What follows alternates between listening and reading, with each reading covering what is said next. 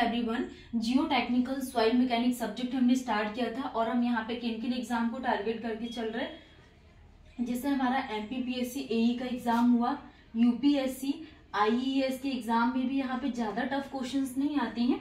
जो हम यहाँ पे टॉपिक्स कवर कर रहे हैं इन्हीं में से जनरली क्वेश्चंस फ्रेम होते हैं।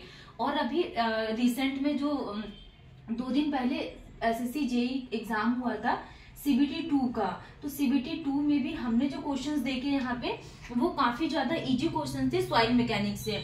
तो किस तरीके की क्वेश्चंस फ्रेम हुए थे सीबीटी 2 में एंड क्या लेवल था वो हम यहाँ पे डिस्कस करेंगे। और जनरली जो सॉइल मैकेनिक्स का वेटेज है ये 10 to 12 मार्क्स का वेटेज रखता है। तो आज के टॉपिक में हम पढ़ने वाले हैं मेथड ऑफ कॉम्पैक्शन के बारे में। हमने यहाँ पे यूनिट 4 स्टार्ट किया था एंड अब इसका इंट्रोडक्शन के बारे में भी डिस्कस किए। और इसमें कॉम्पैक्शन जो कर्व है जो बहुत इंपॉर्टेंट है, कॉम्पैक्शन एनर्जी भी हमने यहाँ पे डिस्कस कर लिया, रिवीजन भी। नेक्स्ट टॉपिक हमारा आज स्टार्ट होता है मेथड ऑफ कॉम्पैक्शन। यहाँ ये बहुत ज्यादा इंपॉर्टेंट है, वेरी इंपॉर्टेंट टॉपिक। यहाँ से जनरली क्वेश्चंस बनते ही हैं। अब हम बात करने वाले हैं कि जो स्टेबिलिटी ऑफ कॉम्पैक्शन इक्विपमेंट है इनके लिए हम यहाँ पे कितने प्रकार के इक्विपमेंट का यूज करते हैं एंड यहाँ पे हम यहाँ पे किस प्रकार की सॉइल होगी, कि जैसे कि यहाँ पे बड़े साइज की सॉइल के लिए हम यहाँ पे इन कॉम्पैक्शन इक्विपमेंट का यूज करेंगे और सॉइल पार्टिकल्स के लिए यहाँ पे कौन कौन से इक्विपमेंट का यूज करेंगे एंड जो नेचर ऑफ प्रोजेक्ट मतलब कि किस प्रकार के कंस्ट्रक्शन के लिए हम यहाँ पे यूज करेंगे। तो देखने वाले हैं। फर्स्ट हम बात करेंगे जैसे कि रोलर्स होती हैं। आप लोगों ने सभी देखा होगा जैसे कि हम एक्सकेवेशन होता है, रोड कंस्ट्रक्शन हुआ, नेशनल हाईवे, स्टेट हाईवे जो भी बनती जिसमें हम यहाँ पे रोलर्स का यूज करते हैं। तो अब हम इसमें ये डिस्कस करेंगे कि स्मूथ व्हील रोलर क्या होती है, सीप फुट रोलर क्या होते हैं एंड न्यूमेटिक रोलर्स क्या होती हैं। मैं आपको क्या इनको डायग्राम के थ्रू भी बताऊंगी कि किस प्रकार की ये होती है रोलर्स। तो फर्स्ट हम बात करने वाले स्मूथ व्हील रोलर के लिए। जनरली जो स्मूथ व्हील रोलर होता है इसको हम यहाँ पे कोर्स ग्रेन जो बड़े साइज के पार्टिकल्स रहते हैं कोर्स ग्रेन पार्टिकल्स के लिए यूज करते हैं। किसके लिए यूज करते हैं? कोर्स ग्रेन पार्टिकल्स के लिए इसका यूज किया जाता है।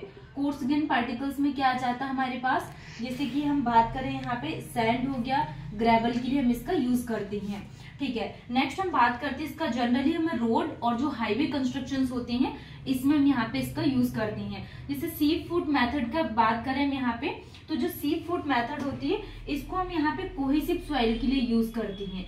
किसके लिए यूज करते हैं? कोहेसिव जो सॉइल होती है इनके लिए इसका यूज किया जाता है शीप फुट मेथड का। तो कोहेसिव में क्या आ जाता है, जैसे सिल्ट हो गया, ग्रेवल हो गया। अब हम यहाँ पे न्यूमेटिक रोलर्स के लिए बात करें तो न्यूमेटिक को हम यहाँ पे type of soil generally preferred fine grain soil, इसको हम यहाँ पे फाइन ग्रेन सॉइल के लिए यूज करते हैं। तो फाइन ग्रेन सॉइल में क्या जाएगा, जैसे सिल्ट होता है, क्ले होता है, उसके लिए हम यहाँ पे न्यूमेटिक रोलर्स का यूज करते हैं। नेक्स्ट हमारे पास रैमर्स एंड टेम्पर्स का यूज हो जाती है। तो जो रैमर्स और टेम्पर होती है इसको ऑल सॉइल के लिए यूज करते हैं। ऑल सॉइल का क्या मतलब है, जिसमें कोहेसिव कोहेजनलेस दोनों प्रकार की सॉइल इंक्लूड होती है, उसके लिए हम यहाँ पे रैमर्स और टेम्पर्स का यूज करते हैं। अब हम यहाँ पे फ्रॉग हैमर के लिए बात करें तो जो फ्रॉग हैमर होता है इसको हम यहाँ पे कोहेजनलेस सॉइल के लिए यूज करते हैं। कोहेजनलेस सॉइल के लिए हम यहाँ पे किसका, फ्रॉग हैमर का यूज करते हैं। नेक्स्ट वाइब्रेटर्स, वाइब्रेटरी और रोलर का यूज किस लिए करते हैं, इसको सैंड के लिए यूज करते हैं एंड ये जनरली बहुत पूछा जाता है वाइब्रेटरी रोलर्स, खासकर एसएससी जेईई के प्री एग्जाम में पूछा हुआ है। वाइब्रेटरी रोलर्स का यूज हम यहाँ पे किस प्रकार की सॉइल के लिए यूज करते हैं, जो सैंड होती है सैंड के लिए हम यहाँ पे इसका यूज करते हैं। नेक्स्ट हम बात करने वाले हैं, जैसे हमने रोलर्स के बारे में डिस्कस किए थे एंड किस प्रकार की सॉइल के लिए हमने इसका यूज किए थे ये। अब हम बात करने वाले हैं कि नेचर ऑफ प्रोजेक्ट क्या है। जैसे हमने यहाँ पे रोलर्स में बात किए थे, रोलर 3 टाइप के यूज करते हैं। तो स्मूथ व्हील रोलर का यूज हमने crushed rock, gravels and cohesionless soil के लिए यूज किए थे। जनरली जैसे कि रोड कंस्ट्रक्शंस का वर्क होता है, रोड कंस्ट्रक्शन में जैसे हम एक्सक्यूशंस वगैरह करते हैं उनके लिए हम यहाँ पे स्मूथ व्हील रोलर का यूज करते हैं। डायरेक्टली यही पूछा जाएगा सॉइल एंड कंस्ट्रक्शंस के क्वेश्चंस। सीप फुट रोलर के लिए जो सॉइल रहती है क्लेई सॉइल, प्योर क्ले के लिए इसका यूज किया जाता है। जो कोर ऑफ अर्थ डैम के लिए हम यहाँ पे सीप फुट मेथड का यूज करते हैं।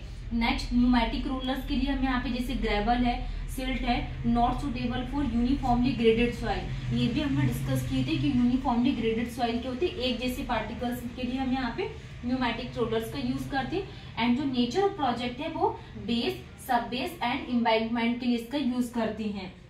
नेक्स्ट हम यहाँ पे बात करने वाले हैं रैमर्स एंड टेम्पर्स। तो इसको ऑल सॉइल्स के लिए इसका यूज किया जाता है, जैसे कि in confined area such as fills behind returning wall basement, और जो वॉल ट्रेंच फिल करती है इसके लिए हम यहाँ पे किसका रैमर और टेम्पर्स का यूज करते हैं। अब हम यहाँ पे फ्रॉग हैमर के लिए बात करें तो हैमर को जनरली कोहेजनलेस सॉइल के लिए यूज करते हैं, जैसे कि small restricted and confined area. Next हम बात करने वाले हैं वाइब्रेटर्स रोलर्स का, ये हमने डिस्कस किए थे, सैंड के लिए यूज करते हैं, जैसे कि प्रोजेक्ट क्या embankment of oil storage tank के लिए इसका यूज किया जाता है। तो जो वाइब्रेटरी रोलर्स होती हैं इसका यूज हम यहाँ पे पाइल ड्राइविंग एंड जैसे कि सैंड पाइलिंग, बलास्टिंग, वाटर जेटिंग, तो इनके लिए हम यहाँ पे किसका यूज करते हैं वाइब्रेटर्स का यूज करते हैं। तो ये टॉपिक हमारा कंप्लीट हो गया। नेक्स्ट हम बात करने वाले हैं कुछ जैसे कि रिलेटिव कॉम्पैक्टनेस क्या होती है और कॉम्पैक्शन इफिशियंसी क्या होती है, तो ये और हम लोग डिस्कस कर लेते हैं। जनरली यहाँ से एग्जाम्स में ऑलरेडी क्वेश्चंस पूछा हुआ है कि रिलेटिव कॉम्पैक्टनेस क्या होता है। रिलेटिव कॉम्पैक्टनेस, रिलेटिव कॉम्पैक्टनेस क्या होता है, ठीक है। इसकी हम यहाँ पे डेफिनेशंस के बारे में डिस्कस करें तो रिलेटिव कॉम्पैक्टनेस को आरसी से डिनोट करते हैं and dry unit weight divided by maximum dry unit weight, और क्या आ जाएगा यहाँ पे इनटू 100। ये क्या होता है रिलेटिव कॉम्पैक्टनेस। तो अगर हम यहाँ पे परसेंटेज ड्राई यूनिट वेट की बात करें तो ये ड्राई यूनिट वेट है, dry unit weight in natural condition, तो ये है गामा ड्राई। तो dry unit weight in natural condition. Next हम यहाँ पे मैक्सिमम के लिए बात करें कि जो गामा ड्राई मैक्स है ये क्या डिनोट करेगा, तो गामा ड्राई मैक्स क्या आ जाएगा dry unit weight in after remoulding. After, आपको ये ध्यान रखना है, after remoulding in the lab, ठीक है। तो ये होता है relative compactness gamma dry divided by maximum dry unit weight into 100। Next हम बात करेंगे कि कॉम्पैक्शन इफिशियंसी क्या होती है। दो ये टॉपिक लास्ट में बचे हुए, फिर हमारी ये जो कॉम्पैक्शन ऑफ सॉइल है ये टॉपिक हमारा पूरा टॉपिक के यूनिट पूरी कंप्लीट हो गई। नेक्स्ट हम यहाँ पे क्या स्टार्ट करेंगे, कंसोलिडेशन के बारे में स्टार्ट करेंगे। कॉम्पैक्शन इफिशियंसी, कॉम्पैक्शन इफिशियंसी क्या होती है, तो कॉम्पैक्शन इफिशियंसी को जनरली ई से डिनोट किया जाता है एंड ये क्या होता है गामा ड्राई फील्ड।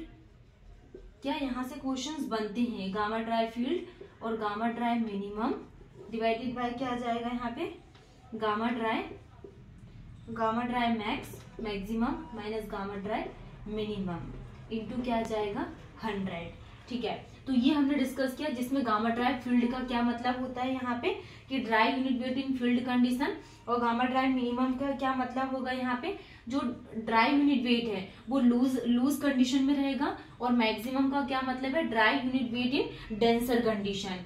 तो ये कॉम्पैक्शन इफिशियंसी और रिलेटिव कॉम्पैक्टनेस ये टॉपिक हमारे सारे कंप्लीट हो गए। एंड जो कॉम्पैक्शन ऑफ सॉइल है यूनिट 4 हमारी पूरी क्या है आज कंप्लीट हो गई है।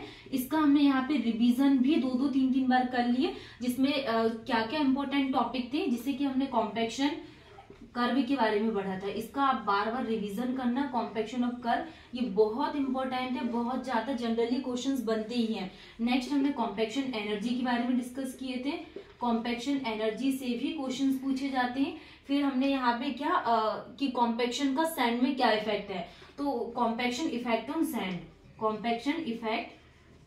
कॉम्पैक्शन के इफेक्ट के बारे में डिस्कस किए थे, कॉम्पैक्शन इफेक्ट ऑन सैंड, ठीक है। ये इंपॉर्टेंट टॉपिक्स है। और हमने अभी क्या देखे थे जैसे कि रोलर्स होगा इन सब का यूज करते तो मेथड ऑफ कॉम्पैक्शन, कि कॉम्पैक्शन के लिए हम यहाँ पे कौन कौन सी मेथड्स का यूज करते, तो ये सारे इंपॉर्टेंट टॉपिक है, इसका आप लोग बार बार रिवीजन करिए।